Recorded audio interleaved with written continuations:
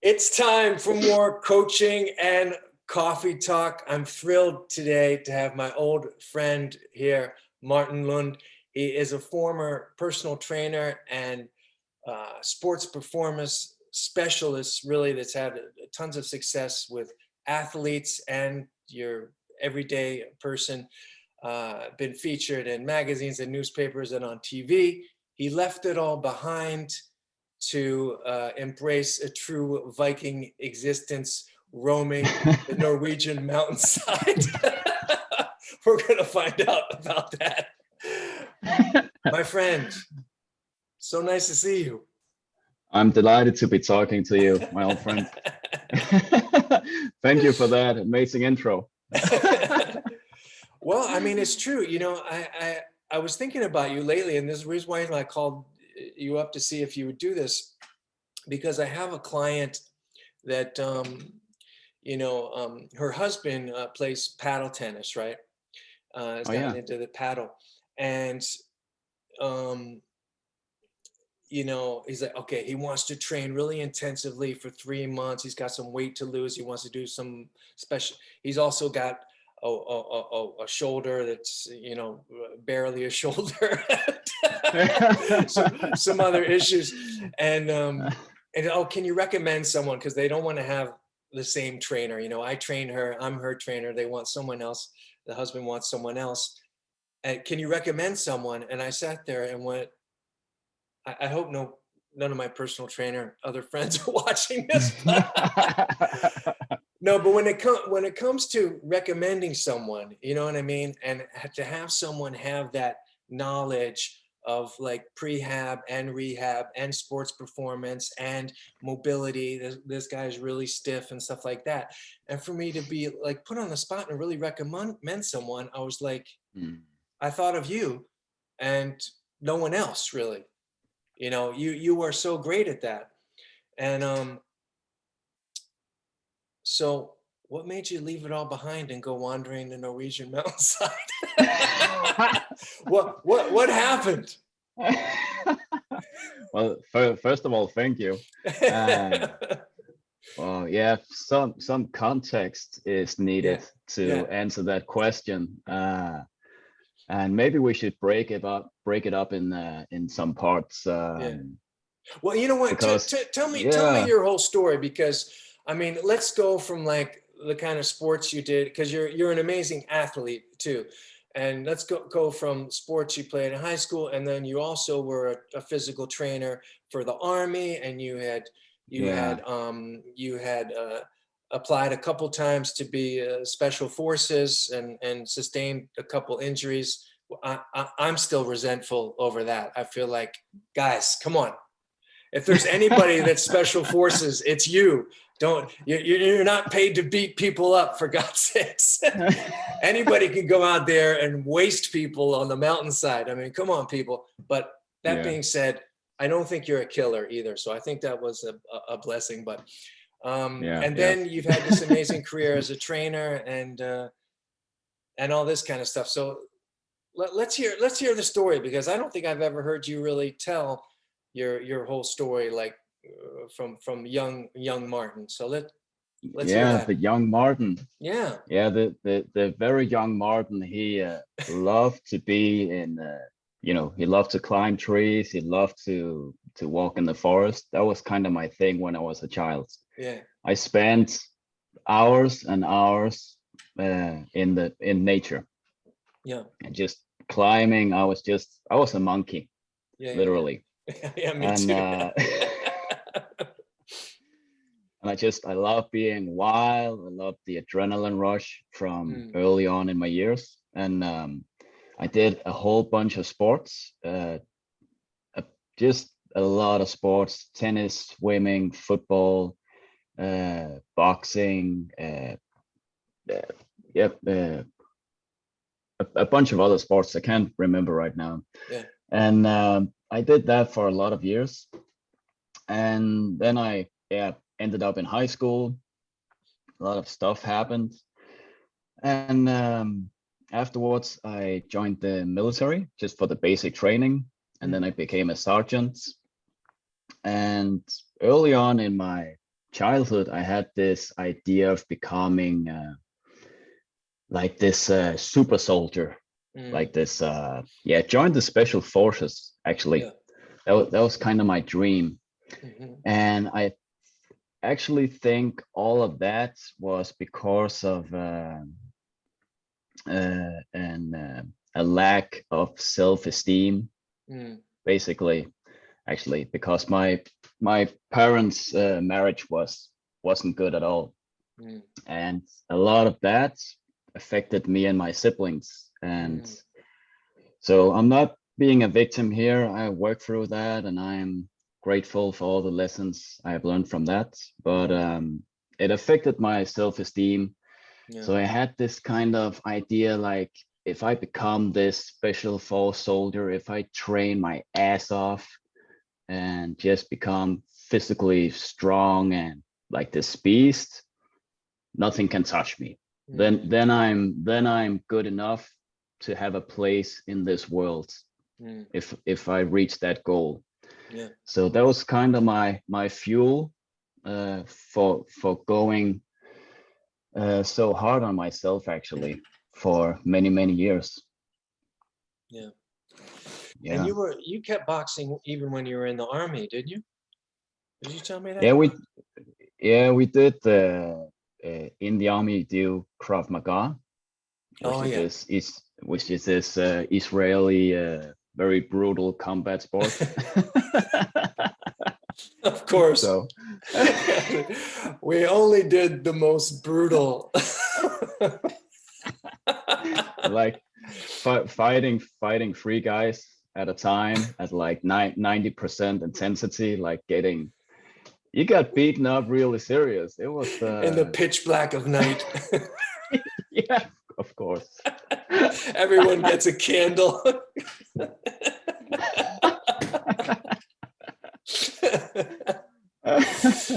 Wow, that's interesting that you had that experience when you were younger, because I don't know if you've heard me talk about it on in the podcast or in or written in the blog, but I've been reflecting on Mm, those very much those same things, where I yes. had this wound, from childhood, and I just actually I went to a Chinese doctor at one point that said, you have this wound and you've built a coat of armor around yourself made of muscle, Yeah. to protect yourself. And he was like, we got to get through that, and work through all that stuff. And it was amazing. But ultimately, I was like, yeah, maybe later. you know? Let me wait 20 years, have a heart attack, experience clinical death, and then I think I'll work on that stuff. I definitely think that is what drew me and you together It drew us together. as training partners, Yeah, because yeah, we both have childhoods that are yeah, so somehow traumatized in yeah, yeah, some yeah, way. yeah. And we had the same mentality for training. Like we just love punishing ourselves in these brutal workouts we did. And I mean, for those who don't know, Mark, we both worked together at SATS, at the That's old true, yeah. SATS in Frederiksberg. Um, well, when did you start? I started working there in 2010, and you came maybe a couple years later, right? Or, I or a think it year later. was about, yeah, 2011 or 12. 2011. Yeah, yeah, yeah, yeah. Yeah, and I don't even remember how we started talking, but it was just like it was like a chemical thing. We're just Yeah. like, okay, here we are. And I saw how you were training, and I was like, yeah, yeah, that's pretty good. Exactly. And Yeah. of little did we know that on the other side of the world, somewhere, CrossFit was just starting, but we were basically doing CrossFit without We knowing were. it. We were mixing shit up just on the go. And I have It to was say, from wonderful. my vantage point now, I have to say that I think we were actually doing something probably a little bit better than CrossFit now that I'm on this side of things, Yeah, because yeah, much of CrossFit is just, you know, you mentioned just brutally punishing yourself, but there was a method to the madness when we got together. Is you're, especially with you, because you're a real exercise scientist, I would say. You've always been also interested in research, and me too, definitely. Yeah, but there was always a method to your madness, and that's true. That's true. yeah, yeah. Um, and then so, all right, so you were working as a personal trainer, because you had done your second try at Special Forces while we were at SATS at that time, right? Didn't you take some time off and do Yeah, it? yeah. So yeah, I worked as a personal trainer for some years, and then I pursued my dream of becoming of joining the special forces. And yeah, it's brutal testing they do. Um, so Are minimal. you allowed to talk about what they do, or will someone Yeah, come after you? yeah, yeah. uh, certain things I'll leave out, but I can talk about most of it. Okay. Talk about some things, because I remember some stories you told, just crazy, especially with like temperature things and staying up for days on end and things like that. Uh, yeah, if you want to hear about some other things, I can definitely tell you some good anecdotes. Yeah, let's hear some good stories. Yeah. So a boat race in the middle of a winter storm, with like paddles, and you just wear a normal uniform. You don't have like a neoprene suit on or Right. anything. Yeah. Well. Just just your normal uniform, a life vest, and Hmm. you had this boat race in the middle of this blizzard. Oh man. Like just freezing temperatures on this fjord in northern Jylland, and Yeah. racing each other. And and my team wins, and then they go like, okay, now you have to do boat flipping, and we're like, what? Okay, yeah, so we have to flip the boat, like get in this freezing water, and they have us do this for, I think, a good amount of like 30 to 40 minutes in freezing temperatures, blizzard. And they just, of course, they have us keep moving on and on and on and on. Hmm. But like in the end, I couldn't feel my feet. They Hmm. weren't a part of my nervous system anymore. So they have us pull up the boat, and they say, okay, now run 1.5 Ks down this uh, we were at this installation for airplanes, like Okay. this landing field. Landing strips. Yeah. Yeah, landing strip. And then we run with the boats, and I feel like I'm running on my bone. Oh man. like I wasn't running on my feet anymore. It just felt like running on the bone. It was so painful. uh and this guy, he had like hypothermia. They threw him in a warm car and stuff like that.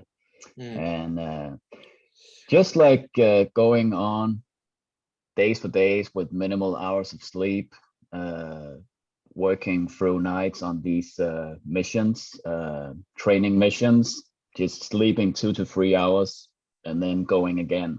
Hmm. Uh, so yeah, it was brutal, and I ended up having I got an infection in my sinus, uh, which really fucked me up, and I got really sick. Fever in the middle of the night when I was walking around, like Yeah, just I remember that one, and you just kept going.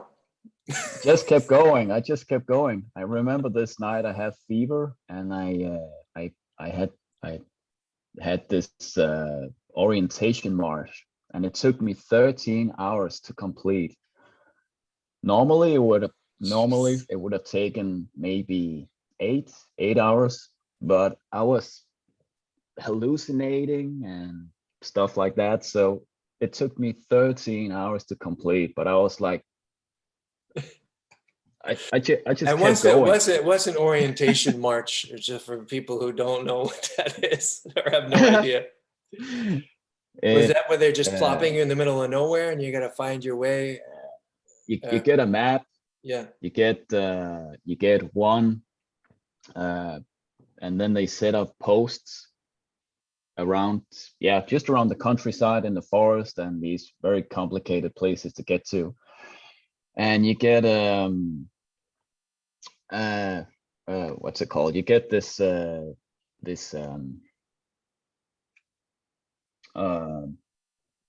yeah, you have to find these places on the map. I Oh, can't okay. remember what Yeah, yeah, actually what yeah, it's yeah. called now. This GPS you get coordinates. Oh, coordinates. Okay. Yeah, yeah, uh, and then you have to navigate through the map and a compass to get to the coordinate. And they track you with a GPS watch, so they yeah. can see if you cheat using roads and stuff like that. So you're not supposed to walk on some type of roads and stuff like that. And if you team up with someone else, so they keep an eye on you. And you have like a time limit. If you don't make it in time, you get a punishment of some sort. Normally, it's another orientation march, and yeah, so Amazing. stuff like that. Yeah. But And now yeah, I'm just curious. When would that come up in actual battle where you would be flipping a boat like that in your regular uniform for hours at a time, and then be put into somewhere where you didn't have a GPS thing? Oh it's well. uh it's a way of testing your mental toughness and psyche. Yeah, yeah, yeah. It's a way of eliminating people who have reaction patterns that they don't Mm, want to see in high intensity battles or mm, environments. yeah, yeah. So like how do you deal with that? Keep going, they keep testing you, they keep telling you it's not good enough what you do. You just want to see how do you react? What are Yeah. what's your triggers? Like suddenly do you just like flip? And so it's a good process to have, because in the end, when you get on these missions, it's they have to have chosen the right people so you don't accidentally put your teammates in danger or Yeah. endanger the whole mission. And what do you think you took out of that experience? I mean, I can imagine that just changes you when you enter that process once, let alone twice. Yeah. Well, for me, it taught me that I have a point of resilience, because if at a point I was like, okay, that's enough for me. Mm, That's it. Like my body is a wreck. mm, And it also took, of course, uh, a toll on my mental psyche. I was beat mentally, mm, but mm, also physically. So I learned, okay, I actually do have a limit. mm, And that was a big blow to my ego. mm, yeah. So afterwards, I had this depression for a short while after, where I was like, damn, okay, I actually thought I was able to do this, and I had my egoistic beliefs about myself. And that kind of got, punctured, that Mm, belief. yeah. So I was like, okay, interesting. But at that point, I wasn't yet ready to dive into my childhood trauma. Mm, But it was kind of a beginning to like opening up that whole childhood I've had. yeah. So I threw myself at training and um, like I just buried myself in reading books and educating myself in training and strength training and conditioning. And I went to the United States to go to Joe DeFranco's certification over there. Yeah, I remember And that. Yeah. yeah, and after that, I was just on to like becoming this the best personal trainer I could be. Mm. And yeah, and I'm grateful for that experience. It being in the trenches of training and strength training and conditioning has taught me a lot. That was super grateful for that.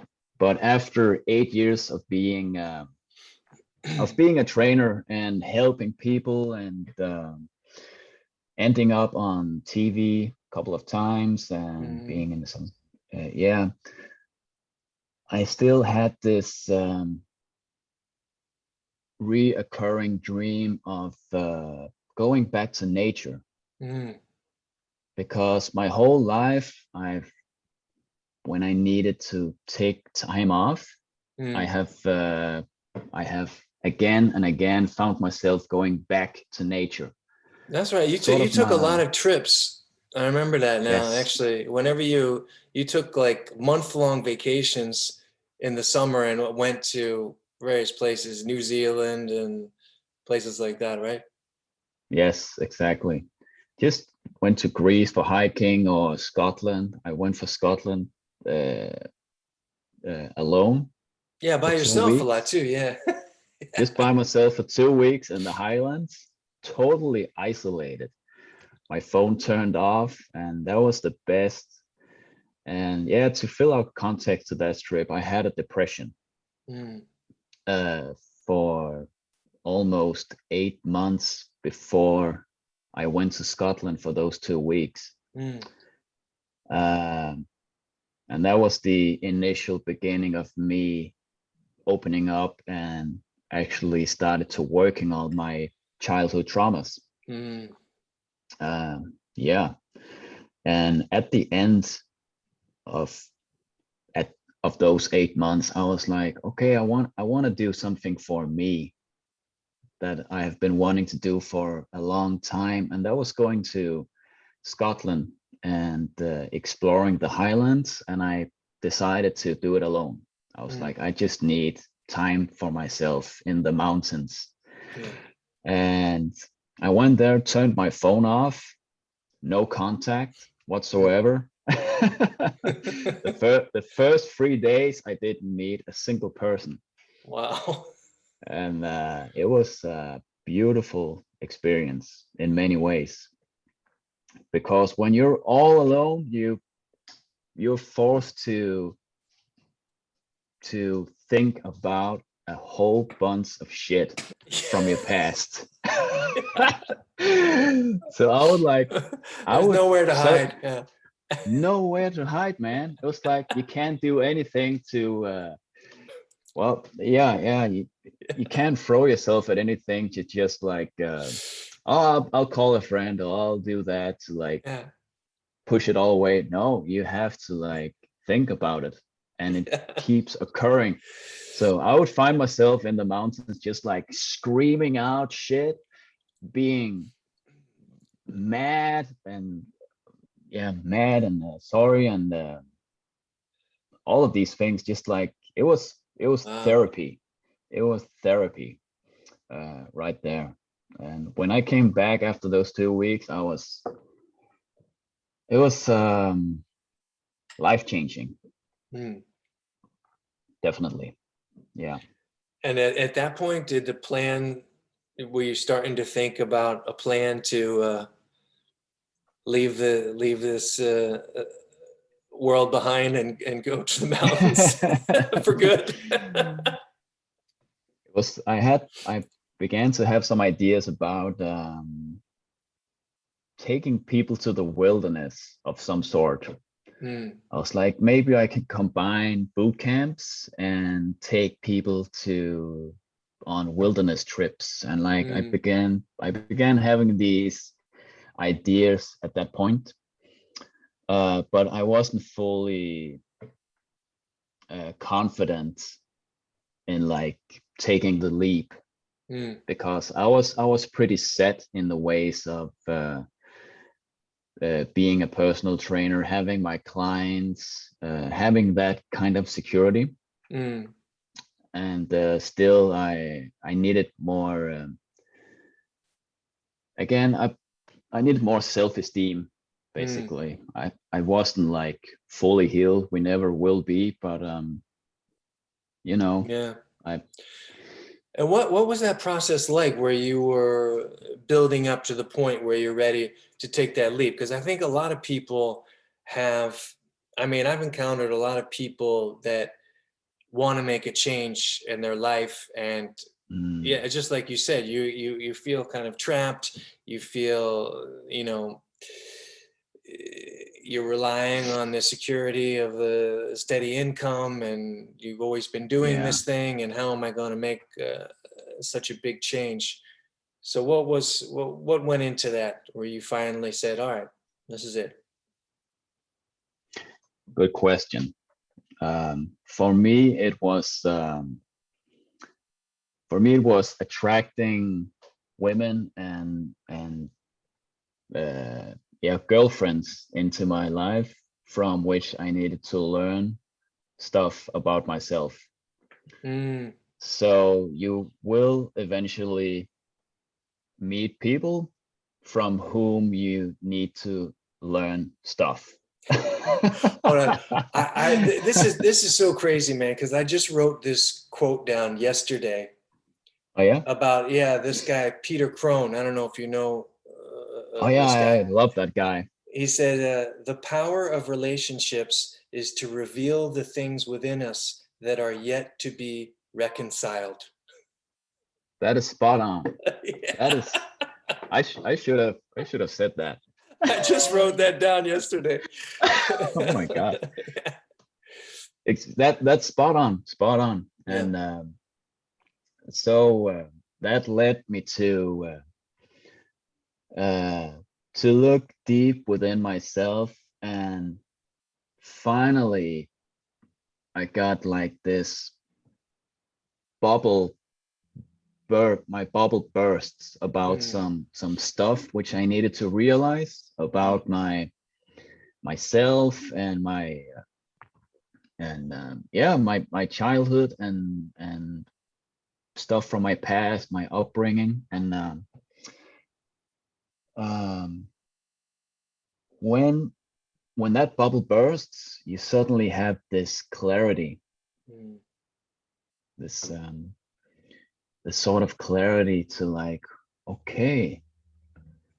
And for my experience was that, fuck it, I want to do, I want to go do what I love. And what I love is being in the mountains and climbing and skiing and stuff like that. And yeah, it made me realize that, okay, I need to put myself in a position where I have access to those things, and you don't have access to those things in Denmark. Just so everybody knows, Denmark is flat. Yeah. No, there's no mountains. Yeah. A bunch of beautiful forests, but no mountains to ski in or climb in. And my mom, she lives in Norway. Oh, okay.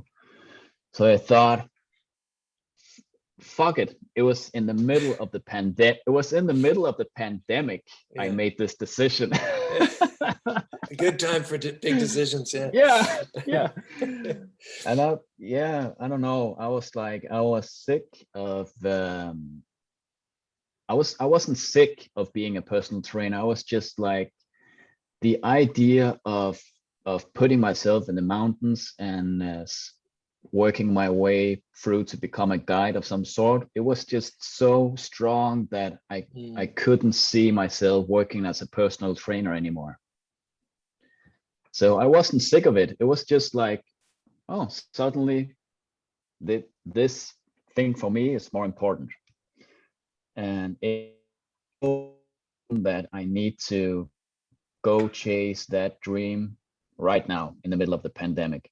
Mm. So I just, okay, fuck it. I'll go to Norway and see what happens. Mhm. And thankfully I have my mom living there, so she helped me out. I could stay at her place. Yeah. And I just I applied for so many jobs all over Norway. Mm. I didn't care. I was just like, just give me a job of any sort. Mm. I really don't care. Mostly applied in regions where they have mountains and stuff. Mm. And this is where the fun part comes, because I ended up applying for a job as an ice cream salesman. Yeah. Yeah. And this guy calls me from northern Norway, this my current boss called Vigo, and he calls me up and says, "Oh, you have applied to become an ice cream salesman." Like, yeah, I have actually. And we have just two interviews, and he says, "Oh yeah, well the job is yours. So when can you be in Bodø, which is this town north of the Arctic Circle?" Uh, Where they gotta have ice cream. they sell ice cream north of the Arctic Circle, man. It's crazy.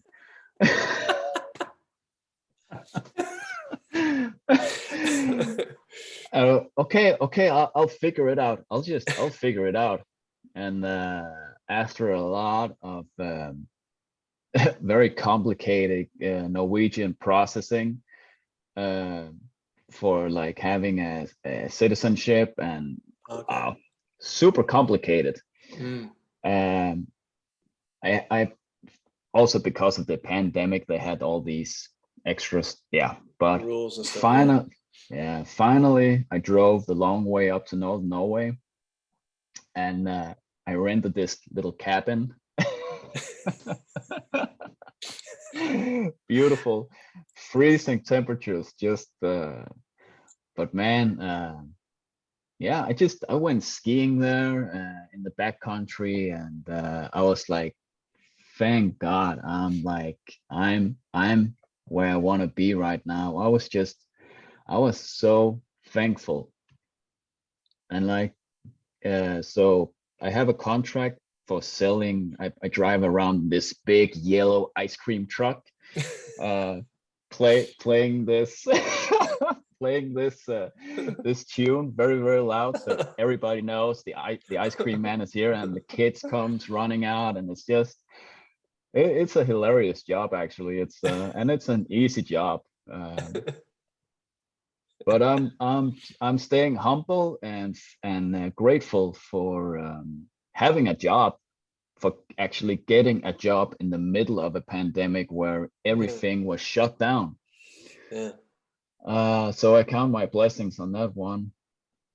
And my contract ends 1st of October, and then I have to apply for working as a ski instructor. So Okay. I'm also a ski instructor, which I became this December. Um, Okay. and then next year, March, that's again the crazy thing. If you put yourself in places where you want to be, and you don't know what's going to show up, you just have to let me start over, because you asked me the question of like taking the leap of Yeah. faith. Yeah. Yeah. Like you have security where you are, you have your job, you're like, you live here, you have your friends and family.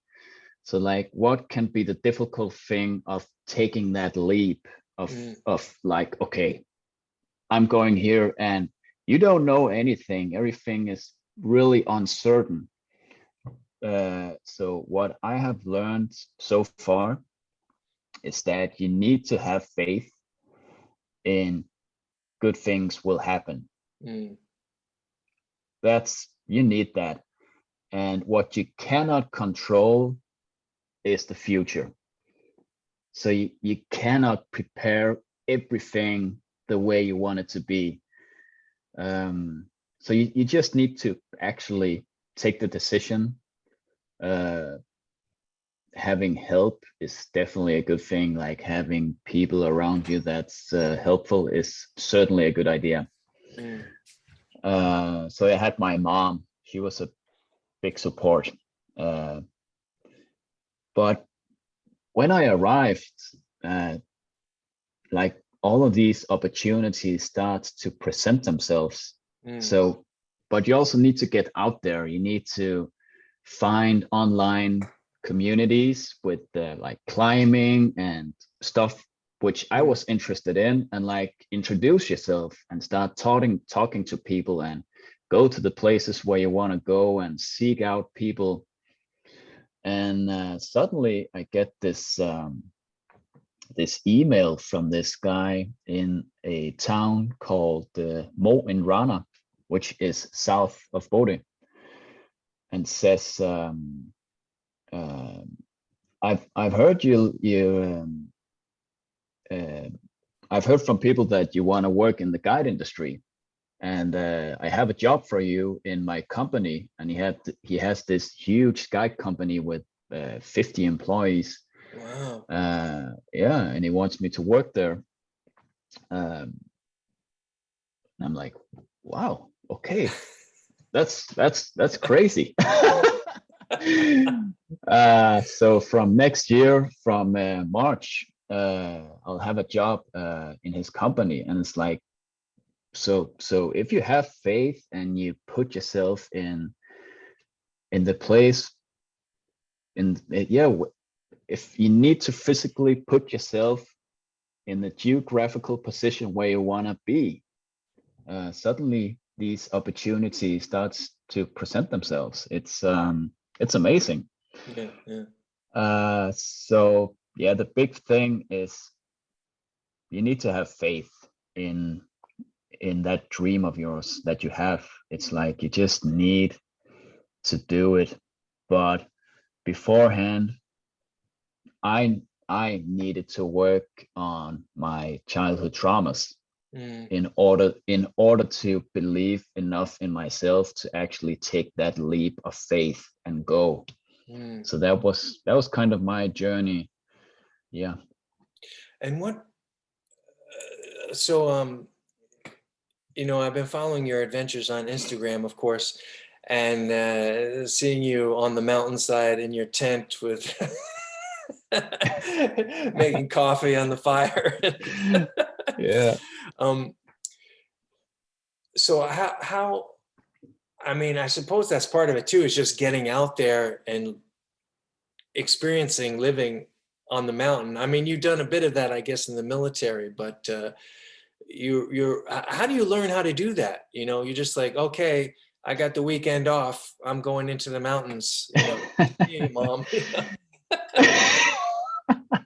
I mean, do you have a plan when you do that, or you're just like, let me just go out there and see what happens? Or do you plan an adventure beforehand? You need to yeah, of course I have military training. So I have training in different scenarios of hypothermia and bad weather of some sort, and how to set up camp and how to manage yourself and your gear and what to prepare for on a trip. But being in the army and going to a mountain is two very different things, actually. So just to bring up an example of things that can go very, very wrong, was this case in New Zealand where a couple, a guy and a girl, they went on a trip in the mountains in New Zealand, and the guy had military training. I don't remember where from, but he had been in the army, and the dangerous the dangerous thing is that he thought he knew enough Mm.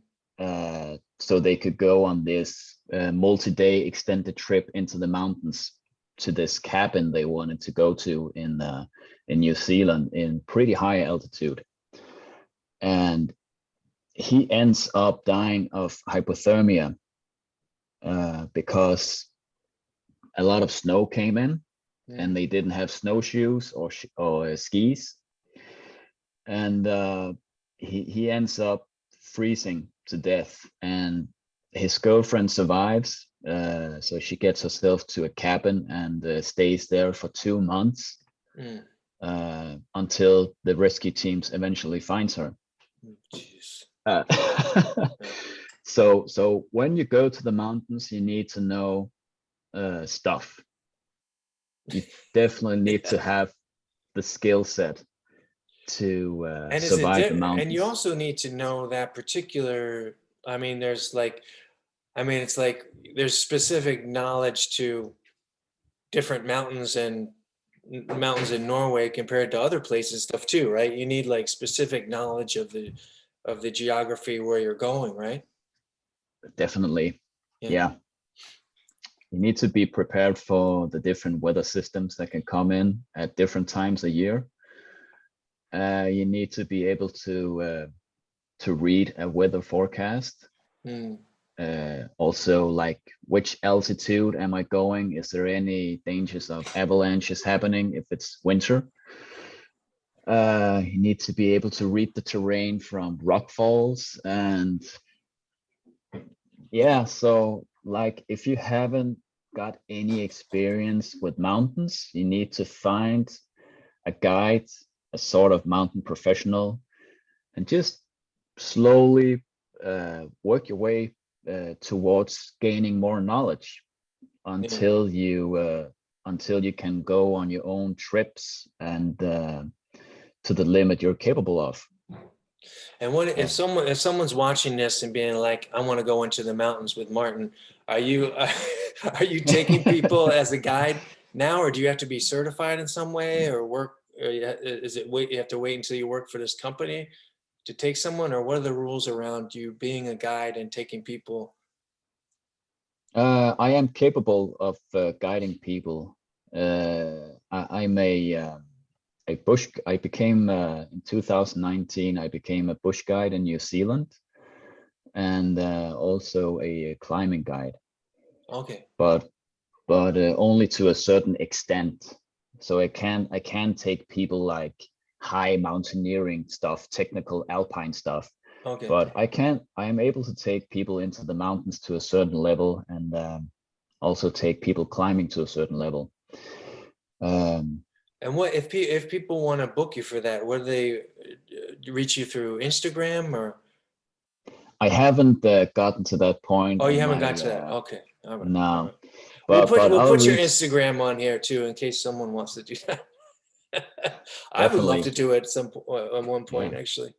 Yeah. But I am working my way towards getting there, opening up a company here in Norway, so I can actually take people into the mountains and do stuff like that.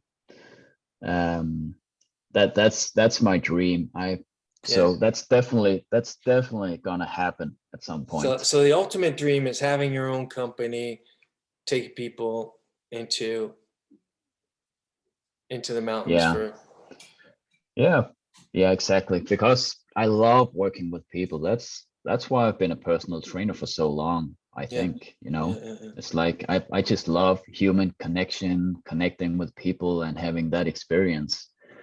And if I can combine that with being in nature in the mountains, that's I would love that for sure. And now, very important, where do you train? Half the time you're on the mountainside. Are you doing? Oh no! What kind of training are you doing these days? I notice from a couple Instagram shots you're still in peak physical condition. So I do. I am in good shape, man. Look at this.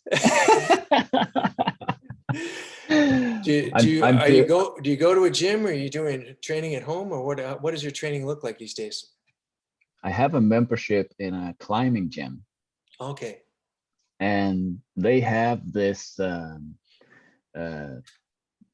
not big, but just a small area where you can do some strength training. They have some Olympic rings hanging from the ceiling. They have some dumbbells, TRX, hyperextension, just like basic stuff. Some kettlebells, but that's all I need. Yeah. That's all I need, because I'm It's not so fun. It's so funny doing. that we ended up in the same place, because now I got my rings hanging right outside here. Yeah. I got three. Oh, now I have four kettlebells. That's kind of deluxe, but I got my rings, and that's it. I Yeah, just I've just, I mean, that's all I need, And it's exactly. funny, when I don't think I told you this, but when the pandemic and when all the lockdown happened, right? I got this 32 kilo kettlebell I Oh borrowed yeah. from Butcher's Lab, right? And I thought it was like what something that we did before about the Dan John swings. I The thought it was 100 swings a day. 10,000. I thought it was 100 It's swings a day, but I think it might have been 500 actually when we 500. were doing Yep. that with the 24 Yep. kilo, and which was one thing we did. But I thought, you know what? I'm just going to do 100 swings a day Yeah. in four workouts throughout the day, 4 times 25 throughout the day. And I did that for 2 weeks, and I was so sore, and like the core stabilization, and I mean, I was sore from the top of my head all the way down to my heels. I mean, it was like a posterior chain, and I'm just gonna keep going. And then I started pairing like a classic body building split, really, where I did swings and squats. And this was Oh goblet yeah. squats with 32 kilo. That was it. So I would do swings and squats, then I'd do swings and ring dips, and the next day I'd do swings and L-sit pull-ups on the Yeah. rings. And that was my workout. And after, I guess the lockdown in Denmark happened sometime in March of 2020. And I think by July or August, they had opened up the gyms a little bit at that point. And I went back to Butcher's with a friend of mine, and I was, I had done all these training programs. I did this one competitive CrossFit program where you did these squat waves. It was so much squatting. And I think I went from squatting 140 kilos to 145, after, I mean, the volume was insane. This is like 2 months of squatting all the time. Wow. Yeah. And after I just did these swings and these goblet squats, I went back to Butcher's and I did 150 kilo ass to the My grass God. squat.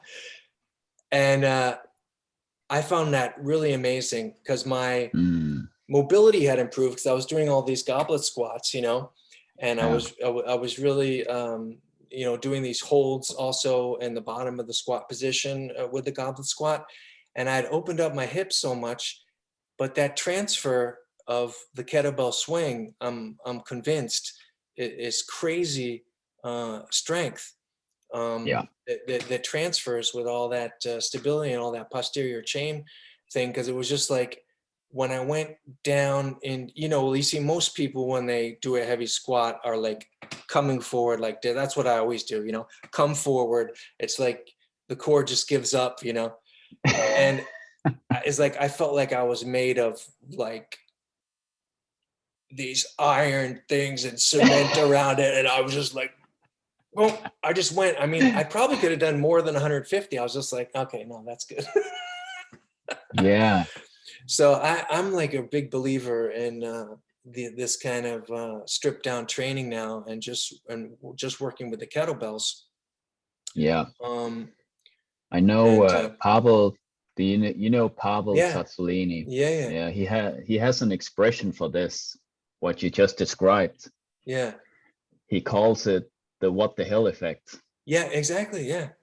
Yeah, Yeah, and yeah, I looked into that. It is a real thing too. They've done studies. There's what the hell effect with yeah, kettlebells, yeah, where people's weightlifters, their cleans go up, their snatches go up, and they're only doing um, kettlebell swings. yeah. But that's the beautiful thing about the kettlebell swing. Like when you do heavy swings, Mm, you you train all insufficient lacks of strength you have in your body. yeah, It's just beautiful. If there was only one strength exercise I could do for the rest of my life, it would be kettlebell swings. yeah. Same with me. And I Mm. never answered that way, because this is like one of these stupid questions that come up with personal trainers. Just like, well, you do one exercise, and I always thought, oh, it's got to be deadlift. That's the mother of all exercises. But now also, but no question, kettlebell swing, Yeah, no question. no quit. Yeah, And I've been thinking about it too, because it's, when you're like if you got this 32 kilos, yeah, you're swinging 32 kilos, but when it's coming down and you switch direction coming up, how much does it weigh then? It's a yeah. lot more than 32 kilos. Yes, definitely is. Yeah. Definitely is. And when you add that up, 100 swings every day, 7 days a week, it's like the volume and the weight, it's yeah. Yeah, I'm all It's for beautiful. kettlebell It's swings. Yeah. totally, totally. I love that exercise. But isn't it such a freedom, because I'm, like I call myself a recovering CrossFit cuckoo head, and that is so nice to let go of that stuff and just look after how your body is functioning, right? Yes, In terms of training. it is. I My mean, God, after all the stuff that's we went through, like I want to bench press 150, I mean 160, it's years and years of that, for me, it's a big relief. Wait a second, I It got some is. kind of issue here. Okay, yeah, Yeah, yeah, yeah. For me, it's a big relief. yeah, It definitely yeah. is. It's I'm much more aware of taking better care of my body now, Mm, whereas before, for my part, I had these egoistic needs to be extremely strong, extremely muscular, and mm, all of these things. I also liked it, it was a lot of fun, yeah, but also it was very much egoistic behavior for my part. yeah, yeah, yeah, yeah. Um, Letting that go and taking better care of my body um, is wow, it's amazing. It's a whole new world. Yeah, yeah. So for my Like I can so actually walk normally. I don't waddle around every day. Remember us at Sats where we'd be like with the lacrosse ball, or no, hey, look, come here. I found this metal pole right here. You can dig underneath the shoulder blade, just sore all the it's like time. Scott, can you stretch out my hip flexor for me, please? Like wow, all the time these quick fixes we did for each other was hilarious. Well, So are yeah, you making it back to Denmark to visit at all? I am at some point. I need Yeah, to get someone. Okay. I Yeah. need to get vaccinated, but I'm Oh, getting okay. Yeah. vaccinated soon. And when I have my full vaccination, I'm planning on coming back, visiting people. Yeah. Yeah. Definitely swing by you, that's for Let's get sure. together for sure. Yeah. Well, Definitely. thank you so much for doing this, man. That was such I think it's really an inspiring story, because like I said, I think so many people want to make a change in their lives. And I think the pandemic is like really was a useful phenomenon, regarding that, because you can't help but take some time to think, I mean, for Yeah, you, that time alone in Scotland, many people version of that was the pandemic, where they're actually have to sit there with themselves for a second. Oh shit. What am I doing with my life, and I think a lot of people is reprioritize things, and yeah, but definitely. it's an inspiring story, and I know things are going to continue to go great for you there. And someday I'm going to come visit you, and you guide me into the mountains. Yes, I'm looking forward to I that. want some of that coffee cooked on the fire Yeah. with the I'll make sunset coming up over the mountains. Definitely. I'll make bonfire coffee for you, my friend. Anytime.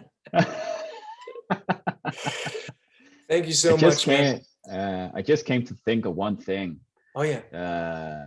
The question you asked me about, like if people want to go into the mountains Oh yeah. and stuff like that. Yeah. Um, so if you want to ease into it, you can always just start by going into the forest, Mm. and you have multiple shelters. Um, yeah, in Denmark for sure, you have a lot of shelters in the forest. You can find those, Yeah. and just go camp there for a night, see how it is, Yeah. and Yeah.